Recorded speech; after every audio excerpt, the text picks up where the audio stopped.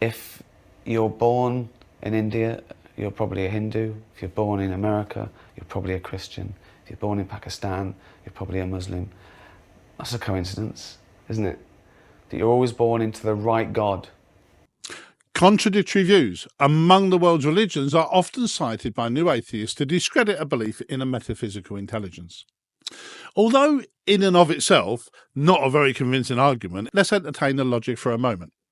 Consider an individual who openly contradicts his own statements from one interview to the next.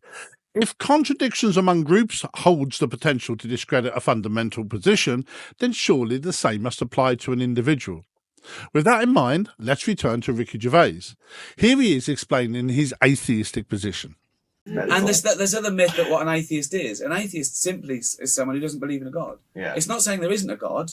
So if that's true, how does Ricky account for this? Well, one, it doesn't exist. Apparently not a myth after all. It seems like a good lie. Referring to the concept of God as a lie sounds like a pretty definitive denial of his existence, wouldn't you say? And here's another variation. And it's hard not to think there was a will to it, but there wasn't.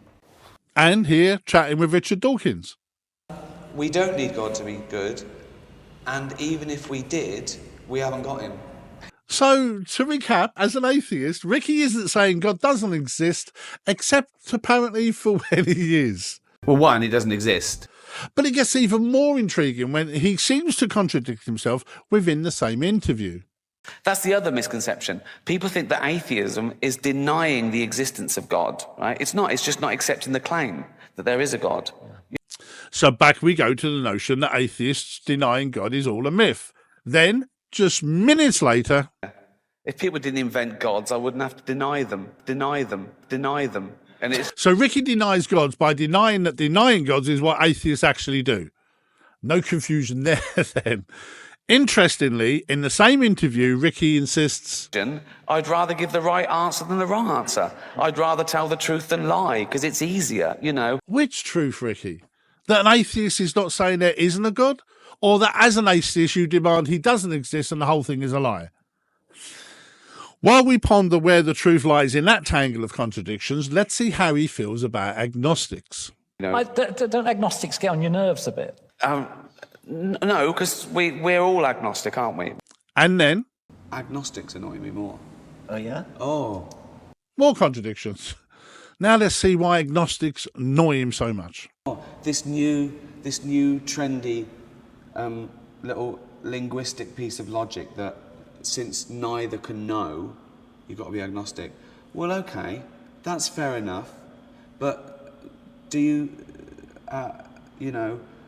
follow the same rules with fairies and Santa?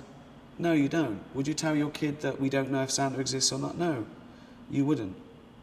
So Ricky's issue is that agnostics aren't applying their standards consistently. Well, okay, let's look at his own rules. So this is atheism in a nutshell. You say there's a God. I say, can you prove that? You say no. I say I don't believe you then.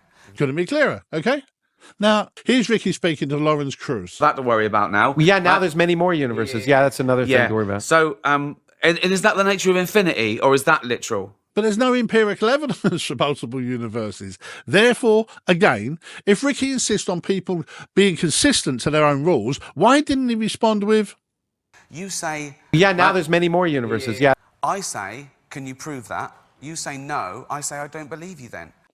And why is this so important? Because by following the rules of his own convictions, he would have to relinquish the idea of multiple universes. That leaves him facing the fine-tuning problem. The argument for God from fine-tuning, it's essentially a design argument. It's saying, look at the extraordinary fine-tuning of these initial constants of the universe. If they differed from their actual value just a tiny bit, we wouldn't have a universe capable of producing life. And yet here we are. It needs an explanation. One of the explanations on the table is a designer behind the whole thing. And when you look at the extraordinary numbers we're talking about, you can see why it does, even for someone like you, Richard, you'd say that if there were an argument, it might be this one.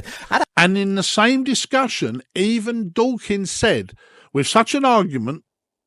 You might convince somebody like me to be a deist. So when considering universal constants, even the world's most adamant atheist acknowledges that they could lend some credibility to design arguments that Ricky seems to dismiss or ridicule. And I go, well, where did it all come from then? Go, God made it. I go, okay, where did God come from? She went, he's always been around. I go, simple as that, innit? Now, back to his interview with Lawrence. And so why did it have a beginning when it had a beginning? And the answer is, it just happened. But it did. I get that. I'm happy with that as well. But now, hold on. Even Dawkins reluctantly admits the designer argument might hold some credibility and potentially provide an explanation for the universe's fine-tuning. Yet Ricky dismisses it as too simple. Simple as that, innit? To then settle for an explanation of... it just happened. Look, as previously discussed, if Ricky wants to maintain the same standards of consistency he demands from agnostics, he would not be accepting the explanation "it just happened" and the unproven multiple universe concept, thus leaving him here. Video. Imagine you fill the entire observable universe that's roughly 93 billion light years across with grains of sand. You label one specific grain of sand somewhere in this cosmic sandbox, one grain of sand. Now you're blindfolded and now you're given a spaceship and you're asked to randomly pick out the one grain of sand from the entire sandbox of the observable universe. The chance of picking that one labeled grain of sand on your first try is 1 in 10 to the 120th. That's the probability of the cosmological constant. If it's not designed, if it's not intended, if it's not on purpose, if it's actually just chance, then let's be really clear here. If you're basically a materialist and an atheist, you're saying that is what happened. And to me, I don't have that much faith. And as for that level of faith, it's just faith. Pretty pathetic, really, isn't it? Well, it is pathetic, but they mustn't ever engage in logic. So, returning to our original question, and of course the logic we mustn't engage in, if new atheists argue that inconsistencies between different belief systems undermine their credibility, then how can verbal and behavioural contradiction within a single individual lend any credibility to their claimed but seemingly delusional 99% certitude? Right. We might be wrong. We're 99% sure. So within that in mind, let's ask, what's more probable? 1. Ricky's many contradictions and opposing convictions stem from the clear, objective, critical thinking he and many new atheists claim to champion. Or 2. What we've just witnessed is a result of the powerful but unconscious influences of cognitive biases.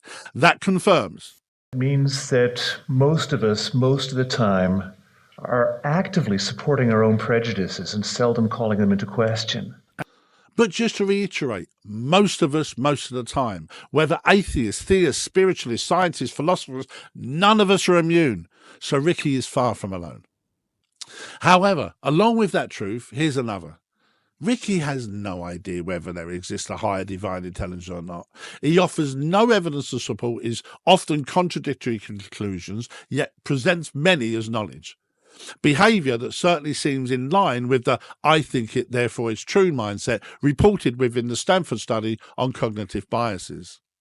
So that's it for this one. So until the next time, please hit the subscribe button. Take care, stay safe, and most of all, keep open. Bye-bye.